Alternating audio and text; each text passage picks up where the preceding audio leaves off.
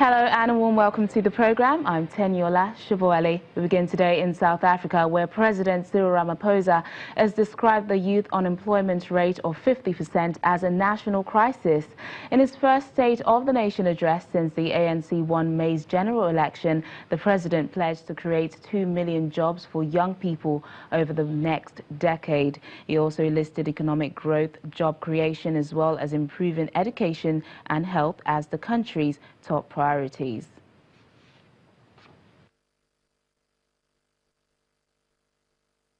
Eskom is too vital to our economy and it cannot be allowed to fail.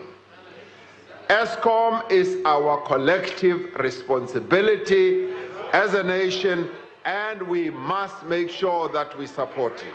Our economy is not growing at the level that we want it to grow. In fact, in the last quarter, we had negative growth. Not enough jobs are being created in our country.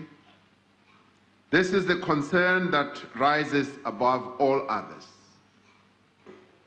It is this at a time when our country faces great challenges that we've got to look beyond the horizon and see a South Africa with a growing economy.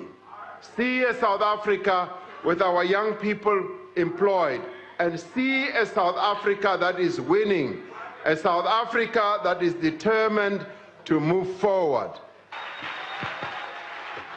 Let's get more on this story from our South Africa Bureau Chief, Betty Tibia. Thanks for joining us on the program. So, Betty, how are South Africans reacting to President Cyril Ramaphosa's State of the Nation speech? Well, let me just say the reactions are as colorful as you have in a rainbow nation like South Africa. Even when you start quoting, apart from the citizens, regular citizens, quoting the politicians, expectantly the opposition parties have a lot of things to say against what he's planned. Some interest groups are willing to be patient to see him go through some of the things that he's planned. Some have called his plans ambitious. If I quote the DA leader, Mmusi Maimane, he said he made promises of a dream when in reality people are living a nightmare. The EFF leader, Julius Malema, said he said nothing about a lot of things, and he spoke about his imaginations, and people cannot live according to his imagination. Some economists have said it's shallow on details, but we got a glimpse of what he plans to do with Eskom, some of the bit of lifeline that Eskom will get, the essence of Eskom in building the economy as he plans to do. Data is supposed to go down. Data compared to Nigeria is quite high in this country. The issue of the visa processing, making it according to global standards and the likes. Issue of health, you talked about the jobs, 2 million jobs among others.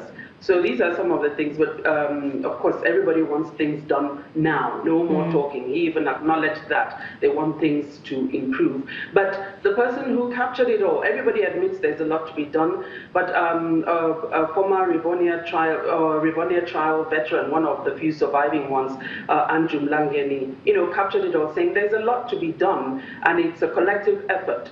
But he also said the issue of state capture, all those who are appearing before the Zondo Commission, anyone found culpable must be prosecuted and sent to jail and their assets forfeited to the state, those who have stolen money from the country. So these are some of the reactions that we've been getting from the SONA. Yeah, one of the main thing here is the president speaking about the issue of the economy, which slumped by 3.2% in the first 3 months of 2019. He says there is a need to create more jobs and that the issue of youth unemployment is a national crisis.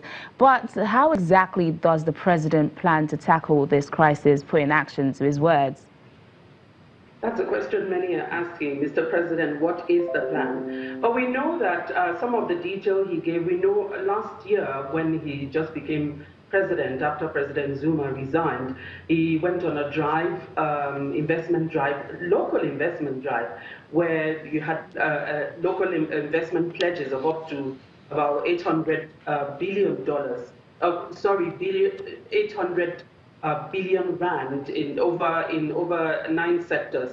He expects to create as many as 155,000 jobs. The issue of the 2 million he's promised over the next 10 years, he said his own, it will be centered at the presidency. The presidency will be handling that. But now one of the umbrella labor groups have spoken against that, saying when over 10 million people are unemployed, over 3 million people working but are still poor, this is not enough. The president must have some deeper plan, and people want to know what it's all about. But it's work in progress. People are usually impatient, and uneasy lies the head that wears the crown. So people are watching to see how this will unfold in the next 10 or 5 years, as is promised. Yeah, one other burning issue on the minds of most South Africans is the issue of land expropriation. What did the president say about this in his speech?